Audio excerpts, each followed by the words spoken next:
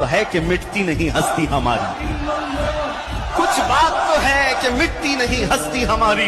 सदियों रहा है दुश्मन दौरे ज़मा हमारा, तौहीद की अमानत सीनों में है हमारे।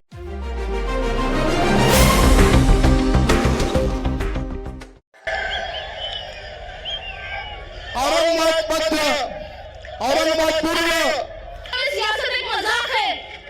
कोई इंतखाबात जीतने के लिए लड़ रहा है, कोई किसी के वोट काटने के लिए लड़ रहा है। कहीं पे एक ही गठबंधन के दो कैंडिडेट है, तो कहीं पे कोई ये बोल के विड्रॉ होता है कि यहाँ से मुसलमान नहीं जीतना चाहिए। और असल एंटरटेनमेंट तो रिजल्ट के बाद होगा कि कौन किसको मिलने वाला है, किसकी हुकूमत बनेगी, कौन शपथ लेगा। कोई भरोसा नहीं है। ये सब इख्तियार के भूखे हैं, सब इख्तियार के भूखे हैं। और दूसरा इनका मकसद ये है कि यहाँ से कोई मुसलमान लीडर ना बने, यहाँ मुसलमानों की लीडरशिप आगे ना बढ़े।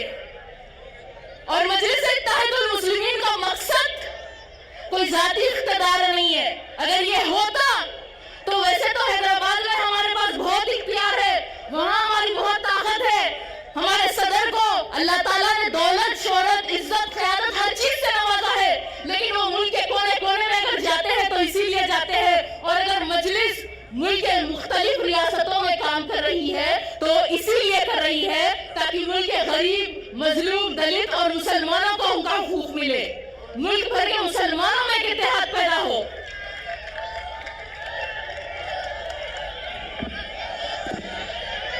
हम भारत के मुसलमानों को जगाने निकले हैं कि अब 75 साल से हम सियासत में वोट देने का तो काम कर रहे हैं, लेकिन अब हम खुद सियासतदान बनेंगे, हमारी खुद की सियासी क़यादत होगी। हम खुद एमएलए और एमपी बनकर असेंबली और पार्लियामेंट में जाकर हमारा हक हासिल करेंगे। महाराष्ट्र इलेक्शन 2019 में सिर्फ 10 मुसलमान जीतकर असेंबली गए, जबकि महाराष्ट्र में 1 करोड़ 30 लाख मुसलमानों की आबादी है। और फिर ये साल हुए लोकसभा इलेक्शन में किसी भी पार्टी ने पूरे महाराष्ट्र में से एक भी मुसलमान को टिकट नहीं दिया, सिर्फ एक इम्तियाज जलील साहब ठहरे थे और उनको भी सबने मिलकर हरा दिया। आज भारत में मुसलमानों की 14% आबादी है, लेकिन हमारे एमपी सिर्फ 4% है। और आज यही वजह है कि आज मुल्क में मुसलमानों के साथ मुख्तलिफी होती है, हम पर जुल्म होता है। आज मुल्क में मुसलमानों की जानों की कोई अहमियत नहीं है, हमारे नबी के शान में गुस्ताखी की जाती है। और आज अकेले नकीब मिल्लत असदुद्दीन ओवैसी साहब पार्लियामेंट में 20 करोड़ मुसलमानों की नुमाइंदगी करते हैं बेबाकी से। अगर उनके साथ हमारे और 25-30 एमपी हो जाए, 50 एमपी हो जाए, तो क्या किसी की मजाल है कि हमारे खिलाफ कोई कानून लाए, हमारे साथ हक तलफी करे? आज चंद्रबाबू के कोई 14 एमपी, नीतीश कुमार के 12 एमपी की वजह से एनडीए की सरकार है। अरे ख्वाब बड़े देखो, ख्वाब देखोगे तो भी ख्वाब पूरे होंगे। हालात को नजर में रखते हुए हमें बुज़दिली और गुलामी का नहीं, बहादुरी का मुजाहरा करना होगा। अंजाम में वफा क्या होगा सोचा नहीं करते, मोमिन कभी हालात से सौदा नहीं करते। ये हौसला सिखाया है दीन इस्लाम में। अगर सर सजदे में हो तो तलवार की परवाह नहीं करते।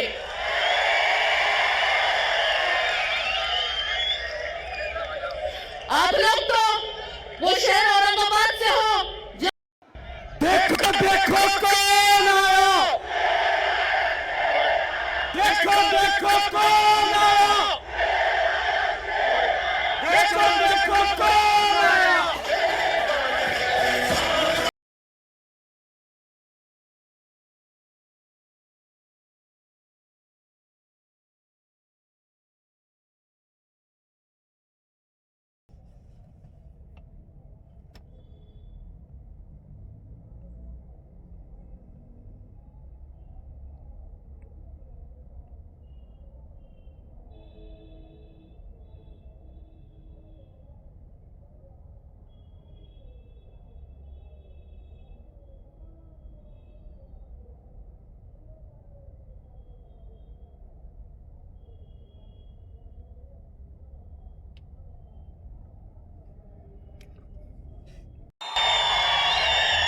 मजलिस इत्तेहादुल मुस्लिमीन के एमपी इम्तियाज जलील आपको मालूम है इम्तियाज जलील का दूसरा नाम क्या है?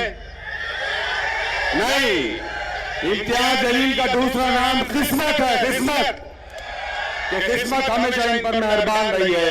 मैं बड़ी अदब व एहतराम के साथ इम्तियाज जलील साहब को दावत देना चाहता हूँ।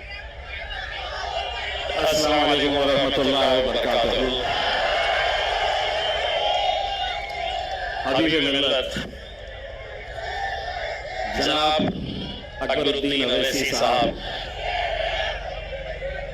मैं अकबर भाई जब मेरे बाजू आकर बैठे तो मैंने अकबर साहब को बताया कि अकबर साहब, ये इतने सारे आपके चाहने वाले हैं, लेकिन इनसे ज्यादा चाहने वाले ये जो स्टेज के ऊपर खड़े हुए हैं ये लोग हैं। कल महाराष्ट्र के अंदर आंधी आ जाए, तूफान आ जाए, कुछ भी आ जाए, खबर में तो मेरा अकबर ही रहने वाला है। बहुत दिनों से इंतजार था तुम्हें कि कब आएंगे, ये लोग आ गए। अकबर अवैसी साहब, ये चिराग को देखकर मचल रही है हवा। मेरे शहर में कुछ दिनों से बहुत तेज चल रही है हवा। बना रहे हैं किस्से जो मेरी नाकामियों के, उन्हें क्या खबर है कि रुख बदल रही है हवा। अल्हम्दुलिल्लाह, मैं सबसे पहले तो अल्लाह रब्बुल इज्जत का तहे दिल से शुक्रिया अदा करता हूं। मैं जितना अल्लाह का शुक्र अदा करूं वो कम है। ये मोहब्बतें, ये दीवानगी, ये जुनून पिछले 10 साल से आपने इसमें कमी नहीं बल्कि हर बार ये बढ़ती ही जा रही है। आपने मुझे मौका दिया। बैरिस्टर असदुद्दीन अवैसी साहब, अकबरुद्दीन अवैसी साहब ने मुझ पर एतमाद जताया। 2014 में एमएलए बनाकर आप लोगों ने भेजा। 2019 के अंदर जब सारी दुनिया कहती थी कि एमपी बनना आसान नहीं है, लेकिन मेरे ये गयूर मुसलमानों ने, दलितों ने, पिछड़ों ने एक आवाज लगाई और अल्हम्दुलिल्लाह आपने पार्लियामेंट के अंदर मुझे भेजा। 2024 में जब हमें नाकामियों का सामना करना पड़ा तो यकीनन आप भी मायूस थे, मुझे भी अफसोस था, लेकिन उसके बावजूद भी मैं ये लेकर आगे बढ़ा कि आज जो भी होता है, अल्लाह जो भी करता है वो बेहतरी के लिए करता है। जो भी फैसला अल्लाह का होता है उसमें उसकी रजामंदी होती है। शायद हो सकता है कि अल्लाह ने वहां नाकामयाब किया था तो यहां कामयाब करने वाला है। अल्लाह ने यह सोचा होगा कि बैरिस्टर असदुद्दीन अवैसी साहब पार्लियामेंट में अकेले संभाल सकते हैं। असद साहब का वो बयान आज भी मेरे मोबाइल में है, जब असद साहब ने कहा था कि मुझे अफसोस है कि मेरा बाजू इम्तियाज जलील मेरे साथ में नहीं है। दोस्तों, मैं आज पूरे यकीन, पूरी जिम्मेदारी, एक सच्चाई के साथ मैं आपको यह बात बताना चाहता हूं। लोकसभा का इलेक्शन हारने के बाद मैंने असद साहब से कहा था कि असद साहब, मैं 10 साल ये आवाम ने मुझे अपने दिल में बसा कर रखी है, अपने कांधे पर बिठाकर मुझे 10 साल रखी है, अब किसी और को मौका देंगे। लेकिन असद साहब ने मुझसे कहा था कि इम्तियाज, आज महाराष्ट्र के अंदर जो हालात है, महाराष्ट्र के अंदर जो फिरका परस्ती है, कोई आवाज उठाने के लिए तैयार नहीं है। उन्होंने अपना हुक्म दिया कि किसी भी हालत के अंदर तुम्हें महाराष्ट्र की विधानसभा के अंदर जाकर इन लोगों की आवाज बनना है और लड़ना है हुकूमत से आंख में आंख डालकर। मेरे कायद का हुक्म सर आंखों पर, लेकिन आप वो साजिशों को भी समझिए कि जो आज एक उम्मीदवार को मजलिस को खत्म करने के लिए कैसे कैसे हथकंडे अपनाए जा रहे हैं, क्या साजिशें खेली जा रही है। नासिर सिद्दीकी साहब, जब उनके खिलाफ 2 उम्मीदवार खड़े हुए, राजनीतिक तौर के ऊपर कट्टर दुश्मन, वो एक हो गए। कुत्ते और बिल्लियों के बच्चे बिकते हैं, शेर के बच्चे बाजारों में बिकते नहीं। ये बाजारों में खरीदे नहीं जा सकते हैं। आज मीडिया वाले ने आकर कहा, आपको पता है औरंगाबाद की ये सीट भारतीय जनता पार्टी के लिए बहुत मायने रखती है और आपको हराने के लिए बड़े बड़े नेता आने वाले हैं। मौसम बिगड़ने वाला है। मैं अब आपसे इजाजत लेता हूं और यही उम्मीद करता हूं कि 20 तारीख के दिन आप सबको निकलना है, मजलिस को कामयाब करना है। और हां, जाते जाते इतना कहना चाहता हूं, अकबर भाई का ये एक ही जलसा नहीं है, अभी 2 बार और आने वाले हैं। आज टेस्ट मैच खेलेंगे, दूसरे में वनडे खेलेंगे और तीसरे में 2020। बहुत बहुत शुक्रिया।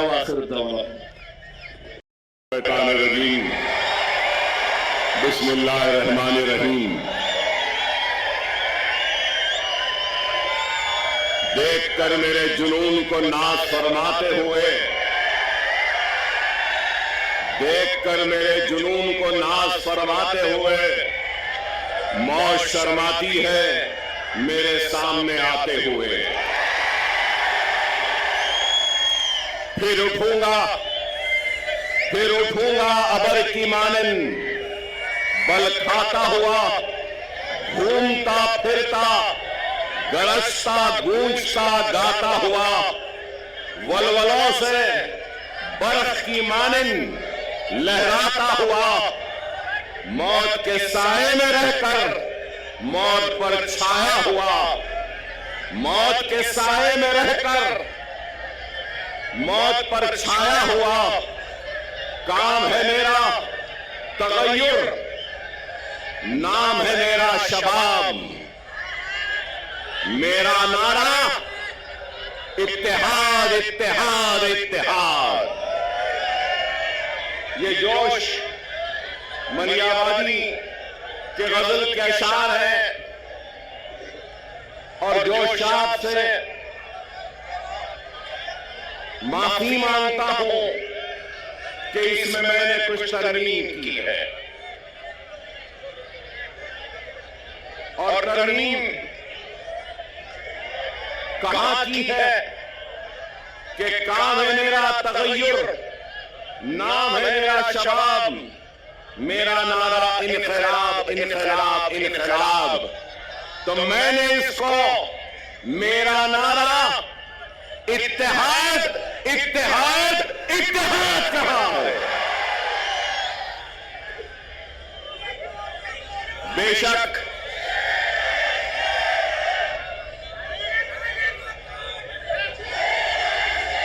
माफ करना, मुझे ये नारा पसंद नहीं। मैं शेर नहीं हूं, मैं मोहम्मद मुस्तफा सल्लल्लाहु अलैहि वसल्लम का गुलामों के गुलामों के गुलामों के गुलामों के गुलामों के जूतियों का धूल हूं। मैं शेर न हूं, ना मुझे शेर बनना है। 10 साल पहले भी अगर महाराष्ट्र का रुख किया था तो आपको शेर बनाने के लिए रुख किया था। क्या शेर बनना है? शेर बनना है आसान सा है। नमाज के पाबंद बन जाओ, कुरान को तर्जुमे से पढ़ो, सुन्नत रसूलुल्लाह को अपने जिंदगी का हिस्सा बना लो, यतीमों के सर पर हाथ रखो, बेवाओं की मदद करो, जुल्म के खिलाफ आवाज बुलंद करो और दुनिया तुम्हें शेर कह के पुकारे। आसान 10 साल पहले भी अगर आपके दरमियान में आया था तो इत्तेहाद के पैगाम को लेकर आया था। उस इत्तेहाद के जरिए नाइंसाफियों को इंसाफ में बदलना चाहता था, हक तलफी को हक में तब्दील करना चाहता था, नाइंसाफी को इंसाफ में बदलना चाहता था और हमारे वजूद के जरिए हमको खत्म करने वालों को यह पैगाम देना चाहता था कि यह मुल्क जितना माथे पे तिलक लगाने वाले का है, सर पे पगड़ी बांधने वाले का है, उतना ही ये मुल्क चेहरे पे दाढ़ी रखने और सर पे टोपी पहनने वाले का भी है। यही पैगाम था और यही कोशिश थी जिसको लेकर हम आगे बढ़े थे 2014 में। और उस 2014 में महाराष्ट्र के 18,000 किलोमीटर का फासला मैंने अपनी गाड़ी में तय किया था, अपनी जान को हथेली में रखकर डराया गया, धमकाया गया, लेकिन न डरे न घबराए, बेखौफ होकर बेबाकी के साथ इज़ारे हक को बयान किया और सिर्फ आपसे अगर इल्तिजा की, आपसे दरखास्त की और आपसे अगर गुजारिश की तो सिर्फ और सिर्फ इत्तेहाद, इत्तेहाद और इत्तेहाद कहा। मैं ये भी याद दिलाऊं कि अकबरुद्दीन ओवैसी 10 साल पहले भी अगर आया था तो इत्तेहाद के लिए आवाज को उठाई थी, दरखास्त की थी, तो अपने इस शेरवानी के दामन को फैलाकर अपने कलमगो भाइयों के सामने एक इत्तेहाद का भिखारी बनकर अपनी शेरवानी के इस टुकड़े को आगे बढ़ाया था और यही कहा था कि ये इत्तेहाद का भिखारी आया है, तुम अपने इत्तेहाद की खैरात मेरे दामन में डाल दो।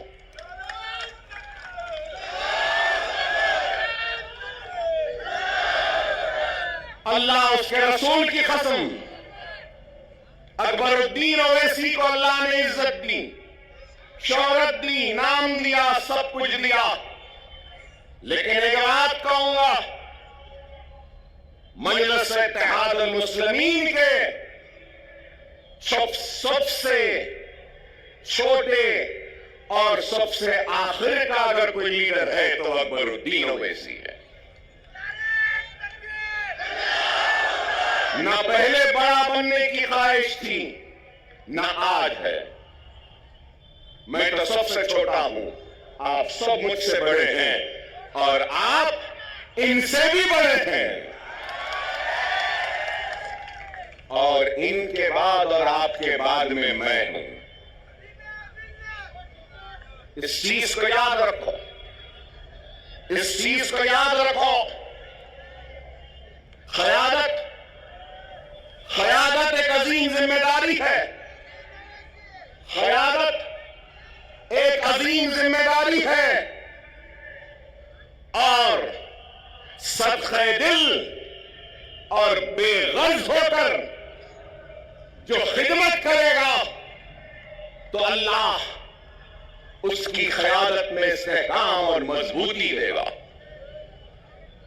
क्योंकि मुझे मेरे वालिद और सालारी मिल्लत ने मुझसे कहा, क़यादत आसान नहीं, अगर क़यादत करना है तो बेग़र्ज़ बन जाओ, तो जब गर्ज वाले की तकलीफ का एहसास होगा, जब तुम्हारी क़यादत में गर्ज आ जाएगा तो फिर वो क़यादत मजबूत नहीं हो सकती। खुदारा इस बात को समझो, मिल्लत की फलाह व बहबूद, मिल्लत की तरक्की, मिल्लत की खुशहाली के लिए अपने जात की खुशियों की कुर्बानी देनी होगी। अगर क़यादत करने का अगर किसी को ज़ौक़ है या शौक़ है, बगैर किसी लालच, बगैर किसी मफाद से अगर कोई आगे बढ़ता है तो अल्लाह सुब्हानहू व तआला उसको कामयाबी व कामरानी अता करता। अगर आज मैं यहां खड़ा हूं तो लोग समझेंगे कि 10 बरस बाद अकबरुद्दीन ओवैसी यहां आया है, तो याद दिलाना चाहता हूं 10 बरस पहले इम्तियाज जलील नहीं थे, 10 बरस पहले वारिस पठान नहीं थे, 10 बरस पहले हमारे मालेगांव के एमएलए साहब नहीं थे, मुफ्ती साहब नहीं थे, 10 बरस पहले हमारे धुलिया के एमएलए नहीं थे। अरे मैं क़यादत बनाने आया था, क़यादत बनी, महाराष्ट्र की बागडोर इन जिम्मेदार हाथों के हवाले किया और इन जिम्मेदार हाथों ने इस क़यादत को आगे बढ़ाने की, ले जाने की बड़ी ही ईमानदारी के साथ, पूरे खुलूस के साथ कोशिश की। बैरिस्टर असदुद्दीन ओवैसी साहब की क़यादत में जमात की अहमियत है, अकबरुद्दीन ओवैसी की भी अहमियत नहीं है, जमात की अहमियत है और ये इत्तेहाद की अहमियत है। अगर ये इत्तेहाद है, जमात है, तो यकीन मानो हम शेर हैं। अगर ये इत्तेहाद नहीं, जमात नहीं, तो फिर कुछ भी नहीं। खुदारा समझो, आज इंतखाबात का वक्त है। इंतखाबी मैदान में कई जमातें, हजारों जमातें मैं कहूंगा, और शायद मैं गलत ना हूं तो विड्रॉल के बाद करीब 4000 से जायद उम्मीदवार अपनी किस्मत आजमा रहे हैं। 4000 से जायद बेशुमार जमातें। 10 साल पहले बीजेपी थी, शिवसेना थी और राष्ट्रवादी कांग्रेस थी, कहीं पर समाजवादी पार्टी भी थी। लेकिन आज कांग्रेस है, 2 एनसीपी है, पवार एनसीपी, शरद पवार, अजित पवार एनसीपी, 2 शिवसेना है, शिंदे सेना, ठाकरे सेना। अरे आप अंदाजा लगाइए कितनी पार्टियां हो गई।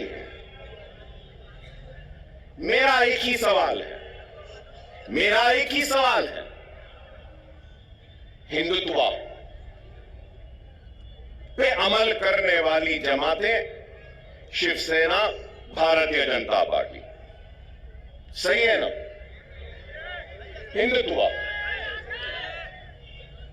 अब हिंदुत्व की आइडियोलॉजी पे कायम रहने वाली शिवसेना के 2 टुकड़े हो गए 2 टुकड़े। आइडियोलॉजी तो दोनों की है एक ही।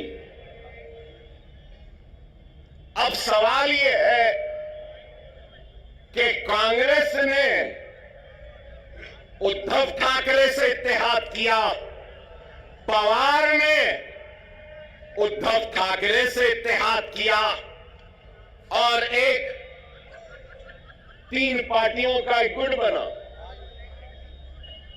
तो मैं ये पूछना चाहता हूं, उद्धव ठाकरे जी, क्या आप हिंदुत्व का सबक राहुल और प्रियंका गांधी को पढ़ाने में कामयाब हो गए या नहीं हुए? मेरा सवाल है, राहुल व प्रियंका, क्या आप कांग्रेस के सेक्युलरिज्म का सबक पढ़ाने में उद्धव ठाकरे को कामयाब हुए या नहीं हुए? फिर मेरा सवाल है, शरद पवार साहब, क्या आप सेक्युलरिज्म का या आपकी जो भी आइडियोलॉजी है उसका सबक उद्धव ठाकरे और उस सेना को पढ़ाने में कामयाब हुए, या उद्धव ठाकरे हिंदुत्व का सबक पढ़ाने में आपको कामयाब हुए? ये मेरा सवाल है। चलो ये इनका हो गया, तो अब दूसरी तरफ अब हम देखते हैं कि अजीत पवार, तो मैं पूछना चाहता हूं कि अजीत पवार शिंदे के सबक को पढ़ लिए, समझ लिए, या शिंदे ने पवार को नया सबक पढ़ाया, नया सिखाया, या फिर बीजेपी ने अजीत पवार और शिंदे को सबक पढ़ा दिया, या फिर अजीत पवार ने अपने करप्शन का सबक मोदी को और योगी को पढ़ा दिया, वो समझ गए। बताओ क्या है, कहां है आइडियोलॉजी, कहां है बुनियादी उसूल? अरे इनके पास कोई बुनियादी उसूल नहीं, कोई आइडियोलॉजी नहीं। अगर कुछ चाहिए तो इनको इख्तियार चाहिए, इनको गद्दी चाहिए, इनको तख्त चाहिए। लेकिन हम क्या समझते हैं? जो लोग ये समझ रहे हैं कि मजलिस इत्तेहादुल मुस्लिमीन वो इम्तियाज जलील औरंगाबाद से नाकाम हो गए और वो कामयाब हो गए, तो उन अहमकों को, उन नादानों को, उन नासमझों को ये कहना चाहता हूं, मजलिस इत्तेहादुल मुस्लिमीन वो है जो दिलों को फतेह करती है। हकीकी फातेह वो नहीं जो जीते और जमीन को फतेह कर ले। हकीकी फातेह वो होता है जो दिलों को जीतता है और दिलों को फतेह करता है। हमारा काम दिलों को जीतना है, दिलों को फतेह करना है। हमारा काम इख्तिदार के कुर्सियों पर बैठकर मजे लूटना नहीं है। हम सच्चे दिल से, सदके दिल से अवाम की तर्जुमानी करते हैं, उनके मसाइल को उठाते हैं, चाहे ऐवान पार्लियामेंट हो या ऐवान असेंबली हो। मजलिस इत्तेहादुल मुस्लिमीन मसाइल को उठा रही है। मजलिस इत्तेहादुल मुस्लिमीन बेशक मुसलमानों की आवाज बनती है, मुसलमानों के मसाइल को उठाती है, लेकिन उसके साथ हर मजलूम की आवाज भी बनती है, दलितों की भी आवाज बनती है, तो हर किसी की आवाज बनती है। बैकवर्ड क्लास की बनती है, ओबीसी की बनती है, मराठा समाज की बनती है, तो हर समाज की आवाज बनती है। बेशक अकबरुद्दीन ओवैसी मुसलमान है, मैं ला इलाहा इल्लल्लाह मुहम्मदुर रसूलुल्लाह कलमा पढ़ने वाला मुसलमान हूं। मुझे नाज है मुसलमान होने पर, तो मुझे फख्र है हिंदुस्तानी होने पर। मैं फख्र से कहता हूं कि मैं हिंदुस्तानी हूं। हम हर एक के मसाइल उठाते, यहां पे बैठे हमारे दलित समाज के लोग हैं, दूसरे समाज के लोग हैं, बैकवर्ड क्लासेस के हैं, मुसलमान भी हैं, हर कोई है। मैं यही बात कहना चाहता हूं, हाँ, मुसलमान की आवाज बनकर हम मुसलमान के मसाइल को उठाते हैं। मैं उठाता हूं, मुझे शर्मिंदगी नहीं है इस बात का इकरार करते हुए कि मुसलमान हूं, मुसलमानों की आवाज बनता हो, मुसलमान की तकलीफ को बयान करता हो, मुसलमान की हक तलफी पे लड़ता हो, मुसलमान की हक की लड़ाई लड़ता हो और नाइंसाफी पर आवाज को बुलंद करता हो। इसलिए कि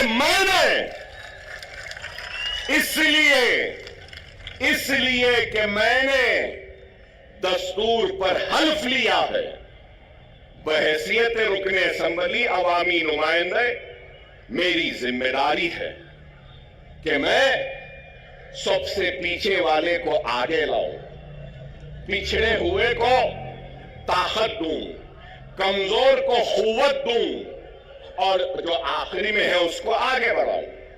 क्या लीडर की यह जिम्मेदारी नहीं? क्या कोई ये इस बात से इनकार कर सकेगा कि हिंदुस्तान की सबसे बड़ी अक़लियत मुसलमान रोजी रोटी, कपड़ा, मकान, तालीम, खुशहाली में सबसे पीछे है? और आज हमारी कोशिश वो पीछे जो मुसलमान है उसको आगे लाए, हमारी कोशिश वो पिछड़ा हुआ मुसलमान उसको आगे लाए। अल्लाह उसके रसूल की कसम, जब मुसलमान आगे आ जाएगा तो अगर पीछे ब्राह्मण रहेगा तो उस ब्राह्मण को भी आगे लाने का काम हम करेंगे, क्योंकि हमने दस्तूर पे हलफ लिया है पिछड़ों को, कमजोरों को आगे बढ़ाना हमारी जिम्मेदारी है। ये हमारी सोच है। लेकिन हमारी सोच को मीडिया हाउसेस, अभी इम्तियाज जलील साहब ने मुझसे कहा कि इनके साथ साथ वो आपके दोस्त आए हैं, तो ये हमारे दोस्त हमको बताते हैं कि हम कम्युनल हैं, हमको बताते हैं कि हम भड़काऊ भाषण देते हैं। भड़काऊ नहीं देते, हम हक बयान करते हैं। वो अलग बात है कि हमारी हक बयानी का जवाब इनके पास नहीं होता तो उसको भड़काऊ बना देते।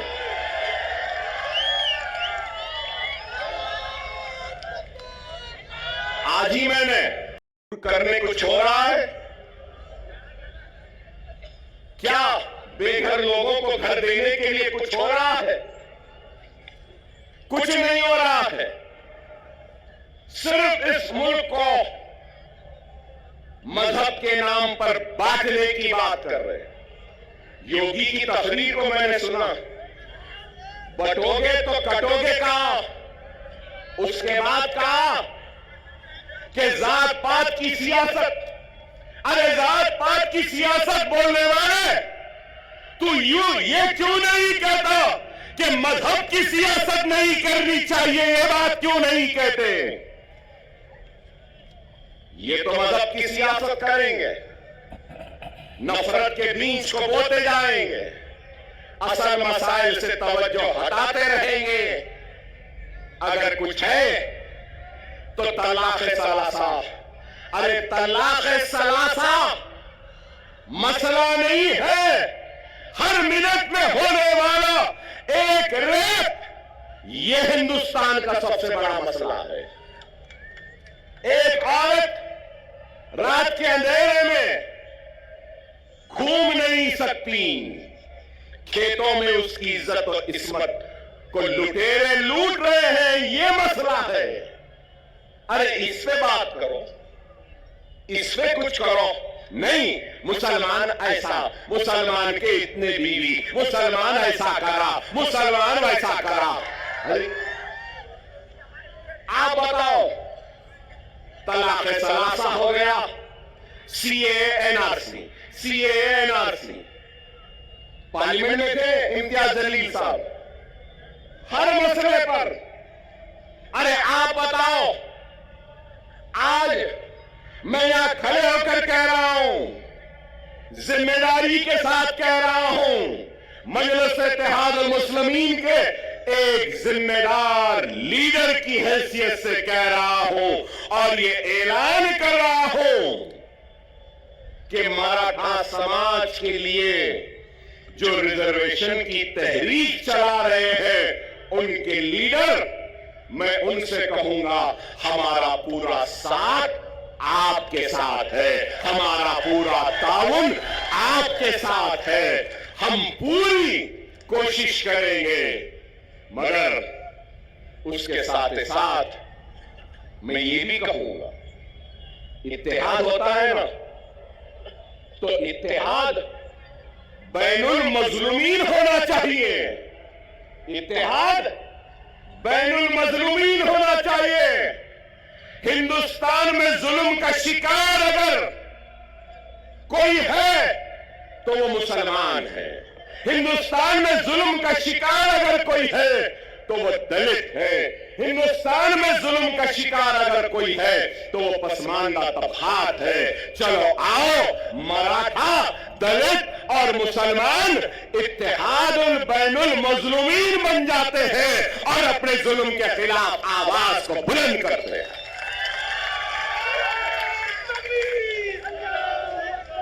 मगर मेरी बात खत्म नहीं हुई। मैं हमारे मराठा समाज के बड़े लीडर जो एहतजाज कर रहे हैं, भूख हड़ताल में बैठे हैं, उनसे कहना चाहता हूं, सिर्फ जरंगे पाटिल साहब से सिर्फ मराठा समाज पिछड़ा हुआ नहीं है, पूरा मराठवाड़ा भी पिछड़ा हुआ है। क्या मराठवाड़ा पिछड़ा हुआ नहीं है? क्या मराठवाड़ा का हिस्सा पूरा सबसे पीछे नहीं है? महाराष्ट्र के 3 हिस्से, एक हिस्सा है मुंबई, पूना, ये सारी चीजों का, दूसरा हिस्सा है विदर्भ का, तीसरा हिस्सा है मराठवाड़े का। इन तीनों हिस्सों में सबसे पिछड़ा, सबसे पीछे कौन है? मराठवाड़ा है। चलो, मराठवाड़ा की रिजर्वेशन के साथ हम मराठवाड़ा की खुशहाली के लिए भी जिद्दोजहद करते हैं। 30 साल पहले यहां बैठे हैं मेरे मराठा भाई बहुत हैं। जब मैं मराठा भाई कहता हूं तो सिर्फ मुसलमान, सिर्फ हिंदू मराठा नहीं होता, मुसलमान भी मराठा है, दलित भी मराठा है और मराठवाड़ा में रहने वाला हर कोई मराठा है। अब मैं कहता हूं 30 साल हुए, मीडिया वालों जरा तवज्जो, 30 साल हुए, 30 इयर्स, 30 साल हुए। क्रिएशन मतलब एक कॉन्स्टिट्यूशनल बॉडी बनाई गई। क्या आप जानते हो बॉडी क्या है? Marathwada statutory development board, Marathwada statutory development board, जो सिर्फ मराठवाड़ा के लिए बनाया गया। कागज पे तो है, पैसा नहीं है, कुछ नहीं देते। चलो, मराठों के रिजर्वेशन के साथ हम मराठवाड़ा स्टैट्यूटरी डेवलपमेंटल बोर्ड को 50,000 करोड़ का पहला मुतालबा करते हैं, एहतजाज करेंगे और मराठवाड़ा को हम आगे बढ़ाएंगे। क्या तैयार हो? क्या तैयार हो? मराठवाड़ा का किसान खुदकशी कर रहा है। मराठवाड़ा के लोग पानी के लिए तरस रहे हैं। मराठवाड़ा के लोग दवाखानों के लिए तड़प रहे हैं, दवाखाने नहीं है। 100-100, 200 किलोमीटर को जाना पड़ता है। पूरे मराठवाड़ा में सुपर स्पेशलिटी के 1 या 2 दवाखाने। क्या चाहिए? एक गरीब को क्या चाहिए? रोजी। रोटी, बीमारी पर इलाज का इंतजाम आज है या नहीं बताओ? क्या नाम के बदलने से रोजी मिल जाएगी? क्या नाम के बदलने से रोटी मिल जाएगी? क्या नाम के बदलने से किसानों की खुदकशी रुक जाएगी? क्या नाम के बदलने से पानी की प्यास मिट जाएगी? क्या नाम के बदलने से क्या बीमार को शिफा मिल जाएगी? क्या नाम के बदलने से कर्जदार किसान के कर्ज दूर हो जाएंगे? नाम में क्या रखा है? ऐ नाहिलो ना समझो, ऐ झूठो, ऐ बेमानो, काम करो काम। क्या ये गलत है? नीति आयोग की रिपोर्ट उठाकर देख लीजिए मीडिया वालों। काबिल है, मुझसे काबिल, मुझसे पढ़े लिखे, मुझसे समझदार, मुझसे दूरअंदेश, मुझसे ज्यादा सोच और फिक्र करने वाले, और मैं तो खुला कह रहा हूं, मोदी और योगी का मैं तो दुश्मन हूं, शायद आप उनके दोस्त हैं। बताओ उनको, जाकर बोलो नीति आयोग क्या कह रहा है। नीति आयोग की लेटेस्ट रिपोर्ट कह रही है मेरे मराठा भाइयों कि सबसे पिछड़ा हुआ जीएसडीपी कम है, रोजाना की कमाई, पानी नहीं मिल रहा है, बीमारी के लिए तड़प रहे हैं। नीति आयोग कह रहा है कि वो मराठवाड़ा का रीजन है। मैं इम्तियाज जलील साहब से भी कहूंगा, सीमांचल की तरक्की के लिए मजलिस लड़ रही है। आप पार्लियामेंट में थे तो आप भी रहे, अब आप आओ, मैं भी आपके साथ हूं। हम मराठवाड़ा की खुशहाली व तरक्की करेंगे, हम मराठों का साथ में लेंगे, मुसलमानों को लेंगे, हिंदुओं को लेंगे, मराठों को लेंगे, दलितों को लेंगे, एससीओ को लेंगे, एससी को लेंगे, सबको लेंगे, और मराठों और मराठवाड़ा के लिए हम लड़ेंगे। क्या मेरी बात से आप राजी हैं? राजी है? मेरी बात सही है? सही है तो नारे तकबीर, नारे तकबीर, नारे तकबीर। हाँ, मौजूद सारे लोगों से कहूंगा कि जमहूरियत के जश्न, ये इलेक्शन में तुम्हारी सबसे बड़ी अगर कोई ताकत है तो याद रखो, वो तुम्हारा वोट है। वोट का सही इस्तेमाल करो। अगर वोट का गलत इस्तेमाल करोगे तो नहीं मालूम कौन तुम्हारे वोट को ले जाकर हिंदुत्व के दामन में, उनके कदमों में डाल देगा। क्या गारंटी है? पूरी गारंटियों का दौर चल रहा है। हमारे पास भी 6 गारंटी आई, कर्नाटक में भी गारंटी आई, हरियाणा में भी गारंटी आई।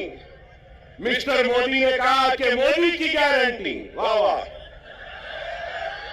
ठीक है भाई, वहां भी गारंटी, यहां भी गारंटी, इनकी भी गारंटी, उनकी भी गारंटी, चाय वाले की भी गारंटी। गारंटी तो है। लेकिन ये गारंटी है ना, मैं ये यहां मौजूद ये लोगों का सवाल है, क्या शरद पवार गारंटी देंगे कि इलेक्शन के बाद आप मोदी के साथ नहीं जाएंगे? देंगे? क्या अजीत पवार साहब आप गारंटी देंगे कि इलेक्शन के बाद आप शरद पवार के पास दोबारा वापस नहीं जाएंगे? क्या उद्धव ठाकरे आप गारंटी देंगे कि इलेक्शन के बाद आप फिर चाय वाले के पास चाय की प्याली लेके नहीं जाएंगे? क्या शिंदे गारंटी देंगे कि इलेक्शन के बाद वो ठाकरे के पास दोबारा नहीं जाएंगे? नेहरू और गांधी क्या इस बात की गारंटी देंगे कि वो कभी भी बीजेपी और मोदी के साथ नहीं जाएंगे, हिंदुत्व के साथ नहीं जाएंगे? अरे आज कांग्रेस का शिवसेना के साथ इत्तेहाद करना यह है, इस बात को बोलना है, इस बात को तस्लीम करना है कि हम हिंदू हैं, हिंदुत्व पॉलिटिक्स हम में है और हम हिंदुत्व पॉलिटिक्स को कबूल करते हैं। डायरेक्टली तो कबूल नहीं किए, इनडायरेक्टली कबूल कर लिए। कोई ऐसा खाता है तो कांग्रेस ऐसा खा रही है। यही है, यही है। समझो मेरी इस बात को। सियासी इस शोर-ओ-गुल में तुम्हारी आवाज गुम गई है। हर किसी की आवाज है। राव की आवाज है, रेड्डी की आवाज है, पाटिल की आवाज है, पटेल की आवाज है, गांधी की आवाज है, पवार की आवाज है, हर किसी की आवाज है। अगर आवाज नहीं है तो ला इलाहा इल्लल्लाह मोहम्मद रसूलुल्लाह कलमा पढ़ने वाले की आवाज नहीं है। और मैं इस सियासी शोर-ओ-गुल में नारे तकबीर अल्लाह अकबर की आवाज को फिजाओं में गुंजाने के लिए जोरदार नारा लगाने के लिए आया हूं। अपनी जात के लिए नहीं आया हूं। मैं तुम्हारी इज्जत के लिए आया हूं, तुम्हारे व्यवहार के लिए आया हूं, तुम्हारे वजूद का एहसास दिलाने के लिए आया हूं कि हम जिंदा हैं, हम मुर्दा कौम नहीं है। तुम जिंदा कौम हो। अगर तुम जिंदा कौम हो तो उठो, उठो, एक मरकज सियासी पे जमा हो जाओ। उठो रे, खो जाओ। अगर तुम एक नहीं होंगे तो याद रख लो तुम्हारा वजूद खतरे में है। यही जोश, यही वलवला, यही उठना 20 तारीख का दिन है। उठोगे ना, उठोगे ना।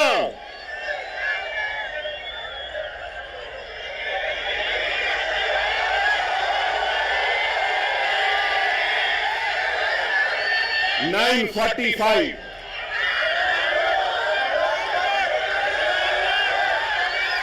9:45 कैंपेनिंग का टाइम 10 बजे।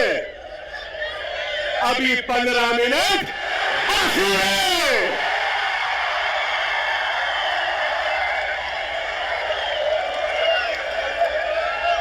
अरे भाई 15 मिनट बाकी है, सब्र करिए।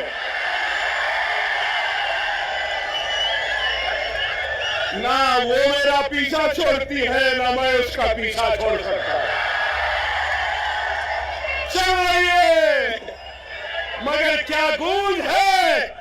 नारे तकबीर, नारे तकबीर, नारे तकबीर। अल्हम्दुलिल्लाह,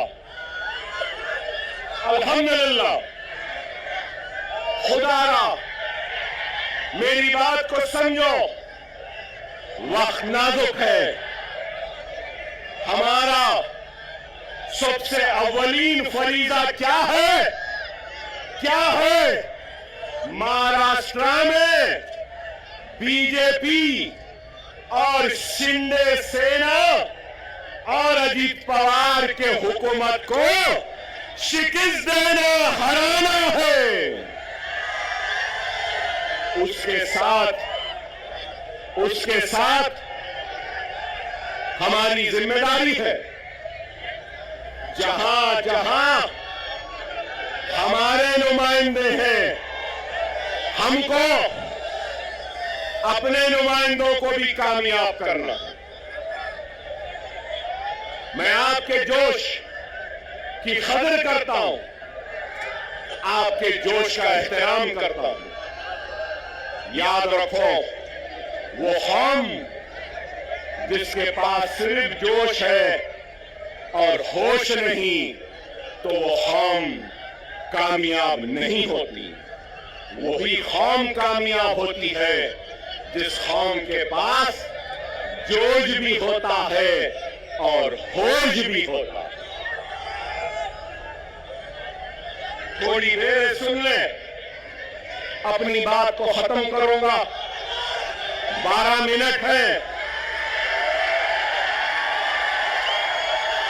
तुमसे कि हिंदुस्तान के तुम किराएदार नहीं, तुम हिंदुस्तान के बराबर के शहरी हो और तुम्हारे हक की लड़ाई लड़ने के लिए आए हो। तुम्हारा ताउन चाहिए, तुम्हारी दुआएं चाहिए, तुम्हारा साथ चाहिए, तुम्हारा जोश साथ चाहिए, तुम्हारा होश चाहिए। क्या ताउन दोगे? क्या तुम्हारी ताकत दोगे? क्या तुम्हारा इत्तेहाद दोगे? अगर मैं आज इस आवाम से इत्तेहाद की अपील कर रहा हूं, तो मजलिस इत्तेहादुल मुस्लिमीन से किसी भी वजह से दूर होने वाले हर फर्द, हर मर्द, हर खवातीन, हर कायद से अपील करता हूं कि आओ, इस जमात में आ जाओ, वापस आ जाओ। ये जमात तुम्हारी भी है, ये तुम्हारी थी, आओ।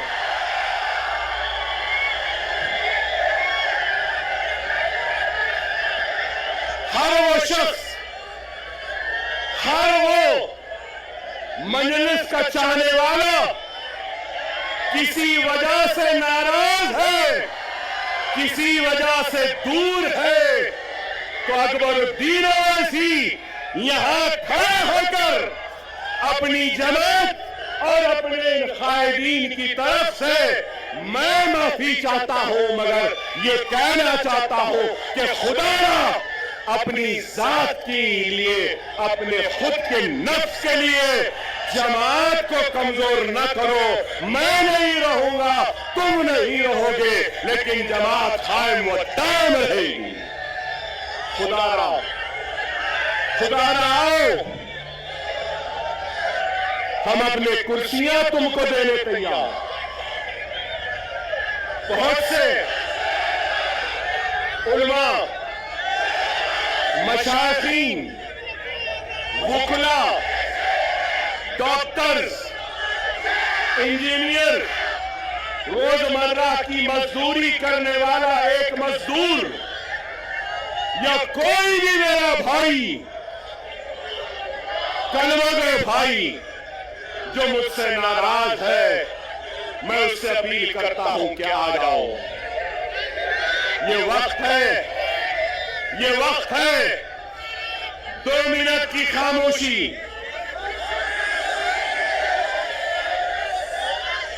2 मिनट की खामोशी। मेरी बात को सुन लो। महाराष्ट्र की तारीख में ऐसा सुनहरा वक्त नहीं आया जो अब है। अगर हम मुनज़्ज़म, हम मुत्तहिद, हम एक, और अगर हमारे 10 एमएलए आ जाएंगे, ना ठाकरे, ना शिंदे, ना गांधी, ना पवार, हमारी मर्जी, हमारी इजाजत के बगैर कोई भी तख्त पे नहीं बैठ सकता। सुनहरा मौका समझो। तुम बादशाहगर हो। तुम क्या हो? बादशाहगर हो। जिसको चाहे तख्त पे बिठा सकते हो, जिसको चाहे तख्त पे औंधा लिटा सकते हो। समझो इस बात को। मैं किसी का नाम नहीं ले रहा हूं, मगर हर एक से अपील कर रहा हूं, आओ, ये तुम्हारी जमात है, ये तुम्हारी अपनी जमात है। अगर तुम, एक बात कहूंगा, एक बात कहूंगा, एक बात सुनो, सुनो मेरे भाई, एक बीज होता है ना, बीज, बीज को जमीन में बोते हैं ना,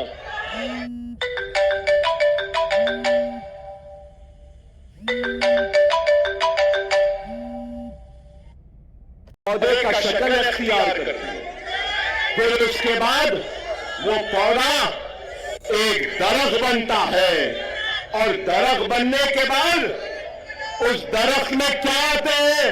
फल आते हैं, फल। ये वक्त सुनो, ये वक्त सुनो, हमने बीज बोया, खूने पसीने से सैंचा जमीन को, पौधा झाड़ लगे, और वो झाड़ में आज फल है। ये फल खाने का वक्त है, फलदार दरख्त को काटने का वक्त नहीं है। खुदा इस बात को समझो, मेरे उलमा ये बात को समझिए, मेरे मशाइख इस बात को समझिए, मेरे डॉक्टर साहिबीन इस बात को समझिए, मेरे वकला साहिबीन समझिए, मेरे गरीब मुसलमान भाइयों इस बात को समझो, ये फल खाने का वक्त है, फलदार दरख्त को काटने का वक्त नहीं है। खुदारा एक हो जाओ, आपका जोश, आपकी बेचैनी है, नहीं तो बहुत सोच के आया था, जरा चाय चाय भी बोलूंगा, चाय वाले को भी बोलूंगा, मगर आप बोलने नहीं दिए। लेकिन ये जरूर है, अभी इम्तियाज जलील साहब बोले ना, अभी इम्तियाज जलील साहब बोले योगी आने वाला है, योगी, योगी तेरे आने के बाद अकबर भी आने वाला है, मोदी तेरे आने के बाद अकबर भी आने वाला है। हम जवाब देंगे, जिंदगी गुजर गई चाय बनाने में, लेकिन चाय क्या होती है, कैसी बनती है? चाय चाय चाय की पत्ती, चाय की केतली, चाय का पानी, चाय का चूल्हा, चाय चाय चाय। हम बोलेंगे 20 तारीख को पतंग पतंग पतंग रहेगी। क्या रहेगी? पतंग रहेगी।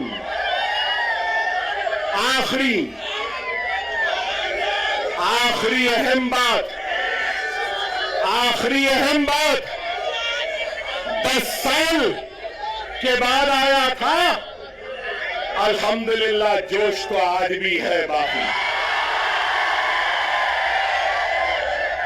10 साल बाद आया, लेकिन वलवला आज भी बाकी है। 10 साल बाद आया, मगर तुम्हारे जोश ने मुझे और जवान बना दिया।